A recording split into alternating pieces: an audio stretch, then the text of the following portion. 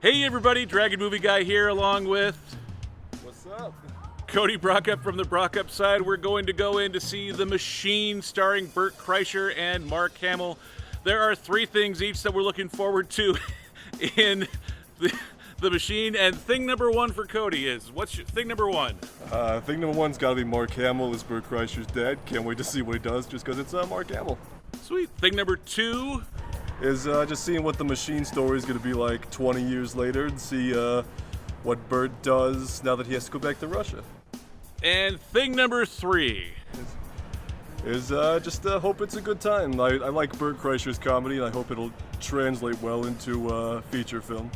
Same thing here, very similar to me. Thing number one for me is Bert Kreischer. I don't really know much about his stand-up, but I loved the trailer for this, and when I looked at the stand-up routine for The Machine, freaking phenomenal. Thing number two is Mark Hamill as a dad.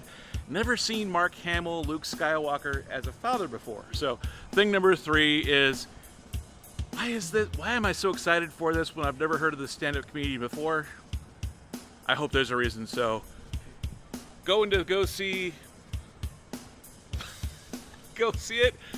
We'll come out afterwards and let you know what we thought. Hey everybody, we are back. It is now after Cody's behind me pointing to Jennifer Lawrence and whoever the virgin guy is from No Hard Feelings.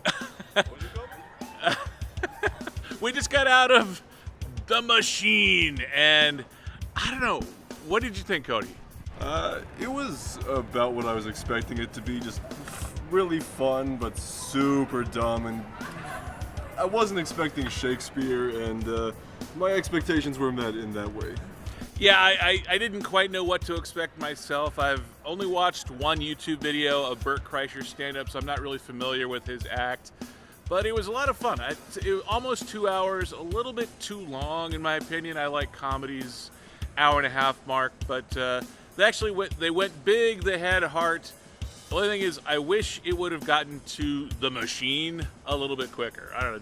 What did you think about The Machine part of it? I liked seeing like the dramatic retelling of the story because I've listened to the bit in his comedy special so many times, so kind of getting to see it in live action like that was really cool. But yeah, I think it would be cool if they opened like a flashback and then the opening credits, then the present day stuff. But I liked how it was sprinkled throughout though.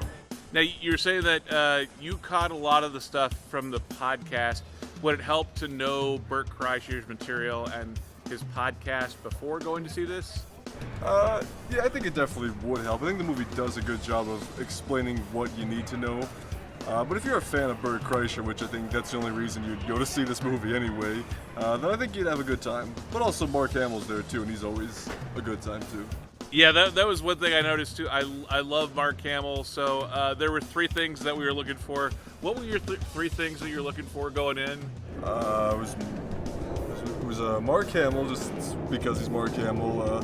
Getting to see the Machine story told on the big screen, so check. And just seeing how that would play out, I think. And I think my needs were met in that way for sure. So you're 3 for 3 with all three of the things you're looking out for being met. I think so. It was 2 hours ago, and I've been holding this poster for like 4, so my brain's all over the place right now. But yeah, I'm the same way. The three things I was looking for: Mark Hamill, how they're going to tell the story, and I think all three were good. I don't necessarily think this needs to be seen in theaters. Wait till streaming. You don't think so either? Yeah. I feel like if you had slapped the Netflix logo at the beginning, it wouldn't have made a difference. But like, oh yeah, this is a Netflix movie. You can, like, chill in your living room and watch it. So yeah, it's one of those things I could definitely see like my family watching it like after dinner time one night in the living room. Like it's that kind of movie, I think, for sure. Yeah, and I'm the same way. There was definitely spots where you could tell they spent money and got the studio level comedy out of it, but the actual material, I think it would have been better to have an hour and a half version instead of the 2 hour version. And yeah, it could have easily been a Netflix special instead. But overall, I would say worth watching, but streaming. Yeah, ditto. Thanks, everybody. We'll see you next time.